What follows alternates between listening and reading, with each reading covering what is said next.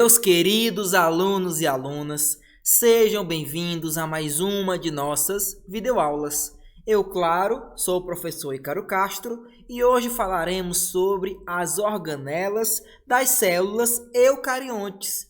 Então, para não perder o costume, segue o fio.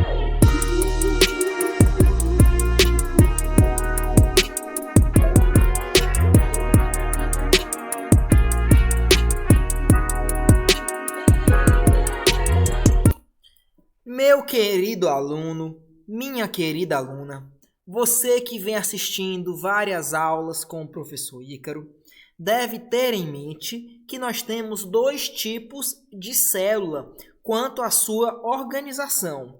As células eucariontes, que são aqui evidenciadas, e essas células eucariontes, que são evidenciadas aqui, elas possuem carioteca, ou seja, o DNA, o material genético, está dentro do núcleo.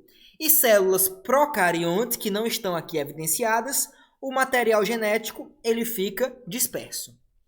Mas além da diferença entre ter e não ter núcleo, as células eucariontes se diferem das procariontes devido à presença ou ausência de organelas.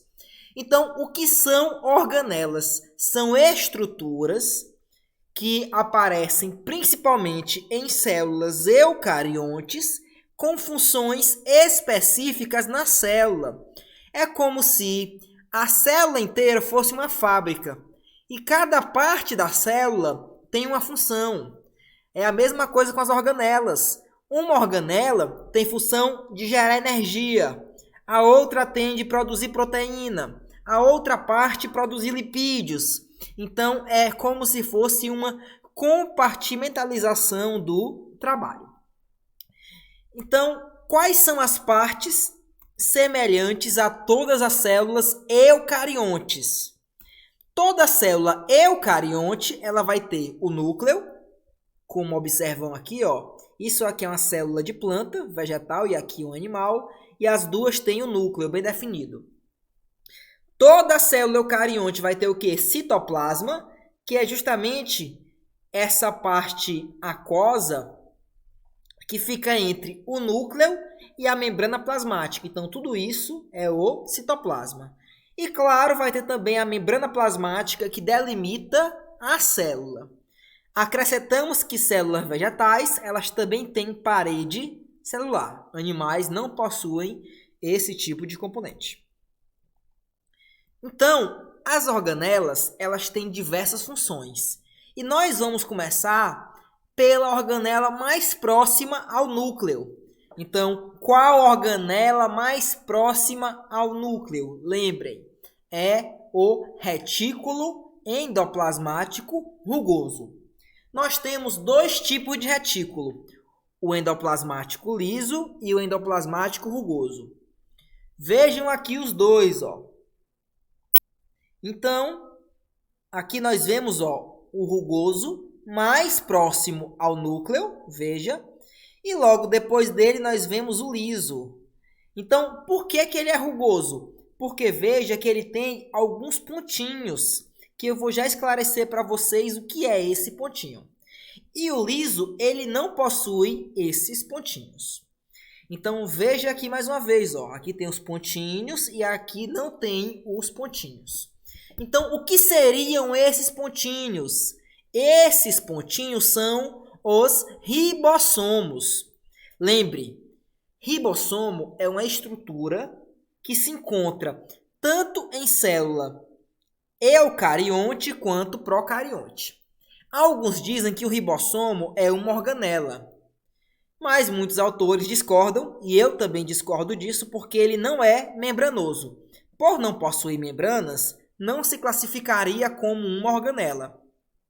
Mas essa é uma estrutura similar a bactérias, por exemplo, que são procariontes, e os outros eucariontes, ou seja, a presença de ribossomos. Então, tanto o retículo endoplasmático rugoso quanto o liso têm funções muito importantes para a célula. Primeiramente, o rugoso. O rugoso ele tem a função de síntese de proteínas. Ou seja, essa proteína que forma a cor do teu cabelo, a cor da tua pele, a cor do teu olho, as tuas células sanguíneas, enfim, que formam o teu corpinho, essa proteína ela é formada no teu corpo em teus ribossomos. Por que bactéria também tem? Por que procarionte também tem? Porque bactéria também forma proteína. Bactéria também produz essas proteínas para a sua sobrevivência. Então, todo organismo vivo tem que ter ribossomos. O que eu quero que percebam é que o ribossomo ele não se limita apenas ao retículo endoplasmático rugoso. Também há ribossomos espalhados pelo citoplasma. E quando a proteína vai ser gerada, primeiramente ela vai chegar a um ribossomo que está no citoplasma, que ele pode migrar para o retículo endoplasmático rugoso ou que pode permanecer no citoplasma de acordo com a destinação para onde vai essa proteína. Então, como eu disse para vocês, o ribossomo é a fábrica do corpo de produção de proteínas. Então, veja que ele é o retículo endoplasmático rugoso. Por quê? Porque tem ribossomos. E o liso? O liso, como eu disse, não tem ribossomos.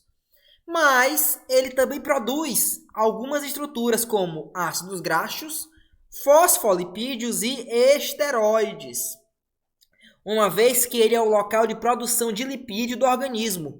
Estou falando de quem? Do retículo endoplasmático liso. Então, sua principal função é a produção de lipídios, como eu estou falando para vocês agora.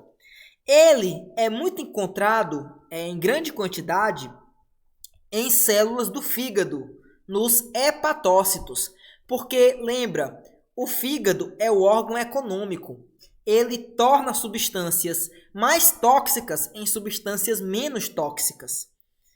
E isso é muito feito devido ao retículo endoplasmático liso. Então também anotem aí. Ele também tem a função de desintoxicação do organismo. Ele quebra o quê? Ele vai quebrar, ele vai destruir moléculas agressivas ao corpo que são lipossolúveis. Ou seja, moléculas lipossolúveis serão degradadas pelo fígado, especificamente no seu retículo nos seus hepatócitos, que é o nome da célula, e na organela retículo endoplasmático liso. Ok? Então, função: formar lipídios e desintoxicação de substâncias lipossolúveis, aquelas que não se diluem em água, não se dissolvem em água, mas se dissolvem em lipídio. Próxima organela, complexo de Golgi ou complexo golgiense. Ele tem a função de empacotar algumas proteínas do organismo. Nem tudo vai ser empacotado pelo complexo de Golgi. Somente algumas proteínas que têm essa precisão. Então, ele é formado entre 6 e 20 bolsas membranosas e ele se encontra aqui, ó. Observa que ele nessa cor mais verde. Então, ele tem entre 6 e 20 bolsas dessa.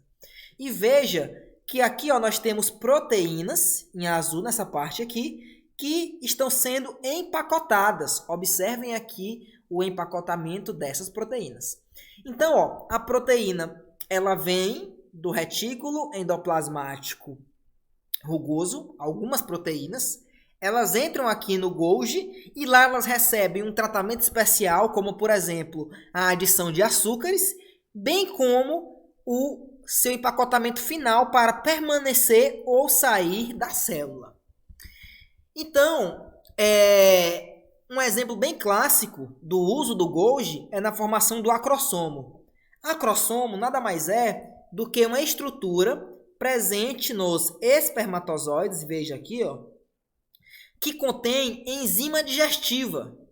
Lembra, a maioria das enzimas é o quê? É proteína. Então, foi produzida onde? No retículo endoplasmático rugoso. De lá, essa proteína, por exemplo aqui, ó, ela é mandada para o complexo de Golgi, onde vai ser empacotada e, claro, também receber algumas estruturas para melhorar a sua atuação. Então, o acrossomo, ele também é produzido, ele é também gerado no complexo de Golgi. E ele tem função de romper o óvulo, permitindo a entrada do espermatozoide. Porque aqui são enzimas, e lembra, enzima é proteína. Essas enzimas elas degradam o óvulo e permite que o espermatozoide consiga entrar nessa célula. Então veja aí a função do acrossomo. Outra estrutura importante, que primeiro é produzida no retículo endoplasmático rugoso, ou seja, começa lá com a proteína formada, depois essa proteína ela é mandada para o complexo de Golgi, onde é empacotada, é transformada, e aí ela forma uma estrutura importante chamada de lisossomo. Professor, já ouvi esse nome em algum lugar, mas não me lembro bem a função dessa estrutura. Gente, o lisossomo ele tem a função de fazer a digestão de substâncias na célula. Então, se tua célula está sendo digerida, parte dela ou outros compostos que vêm de fora é devido à ação dos lisossomos, ok? Então, como é que ele atua? Primeiramente, ele pode ser classificado em primário e secundário. Quando é que ele é primário? É quando está somente o lisossomo, ou seja, é uma membrana, certo? Que envolve proteínas de digestão. Então, se está somente o lisossomo e a proteína que digere, tu vai chamar isso de, a membrana e a proteína, tu vai chamar isso de lisossomo primário. Quando esse lisossomo primário, quando ele agrega ele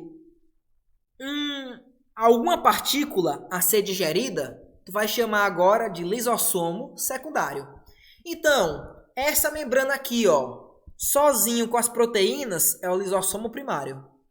Quando tá as membranas, as proteínas digestivas, mais o que vem de fora, ou o que está dentro da célula, inclusive mais o que vai ser digerido, aí é lisossomo secundário.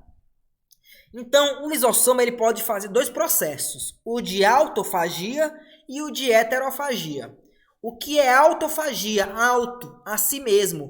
Ele pode degradar organelas, substâncias do próprio organismo que não estão mais funcionando. Por exemplo, aqui nós temos a mitocôndria, que é outra organela que falaremos em breve.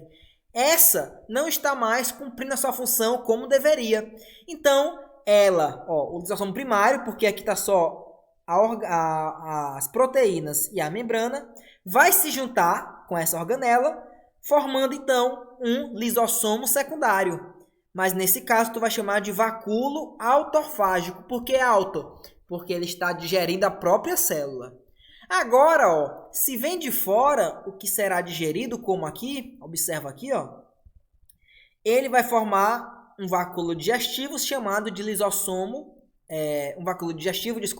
chamado de heterofagia. Por que hétero? Porque vem de fora. Então, tanto isso aqui quanto isso aqui são lisossomos secundários. Por quê? Porque é a junção do lisossomo mais o que vai ser digerido. Então, o primário é somente o lisossomo, o secundário é o lisossomo mais o que vai ser digerido. A autofagia é quando ele digere parte do próprio organismo, e heterofagia é quando ele digere partes que vêm de fora do organismo. Então, querido aluno, querida aluna, espero que tenham gostado e até a próxima videoaula.